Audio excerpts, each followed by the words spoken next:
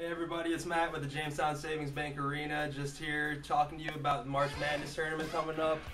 If you're like us, you're getting really excited about the tournament. It's a great time of year for sports fans, and what we're going to do here is go through our picks and go through all the conferences and see who we think is going to win the championship this year. So let's go to the board. We're going to start out in the Eastern Conference. And we'll start at the top with a top-seeded Ohio State against whoever wins the play-in game. Obviously, this is an easy choice.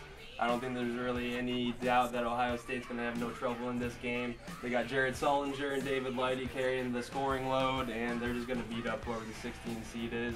It's not really a question. Ohio State moves on to the second round.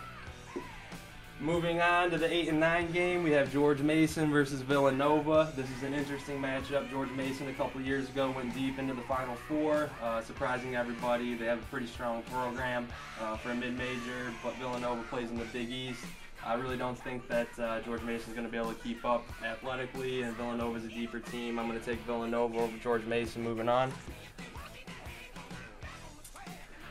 Moving down to the 5 and 12 game, Clemson last night won the play-in game in a pretty convincing fashion, but West Virginia, again, playing out of that Big East, had a lot of impressive wins throughout the year. I have to go with West Virginia, moving on to the second round.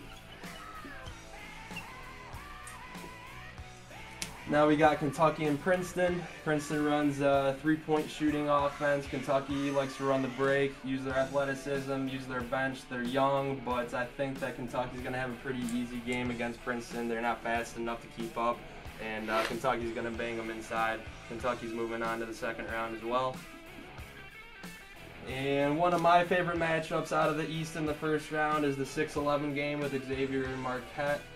Xavier has a great scorer in Tu Holloway, but I think that overall Marquette is going to surprise a lot of people. They have a pretty deep team, and I think that Marquette's going to move on past Xavier going to the second round with the upset. If you can read that, that says Marquette. Moving on to the Qs. The Qs is definitely a fan favorite in this area and around the arena. I'm not going to really talk too much about it. They're a deep team. They got good players inside between Jackson and Mello. Scoop, Jardine, and Trish. They're a little shaky from the outside, but I don't think they're going to have any trouble in this first round game. We're going to put the Qs moving on to the second round. Washington and Georgia, a very interesting matchup. I really honestly didn't get to follow Georgia too much throughout the year, but Washington right now is playing really hot, probably playing as good at basketball as anybody in the nation. In my opinion, Washington's going to have an easy move on to the second round. And last but not least, out of the East, we have UNC against Long Island. My personal favorite team is North Carolina. A lot of great tradition. Hate Duke. I'd like to see him get bounced in the first round, but UNC is going to move on easy, no doubt about it. I'm going to slap my personal guarantee on that one. UNC is moving on to face Washington in the second round. Going on to the second round, as you can see, I have a lot of top seeds, not many upsets out of this bracket, but I think that it's pretty solid picks. Starting out with Ohio State, #1 seed against Villanova, who pulled the upset against George Mason in the first round. Villanova had a lot of really good wins during the regular season. They had wins on the road at Syracuse. I believe they beat West Virginia as well, Cincinnati, Louisville. I'm actually going with the upset. I'm going to take Nova over Ohio State and have them moving on. West Virginia, Kentucky. West Virginia is more of a veteran team. Kentucky's really young. This is a tough one for me personally, but I'm going to go with Kentucky moving on just based on the athleticism and the coaching. Marquette versus Syracuse.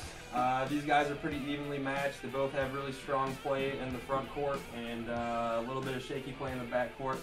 Marquette probably has the edge in the back court, but because of the big guys that Syracuse have, I'm going to have them moving on past Marquette.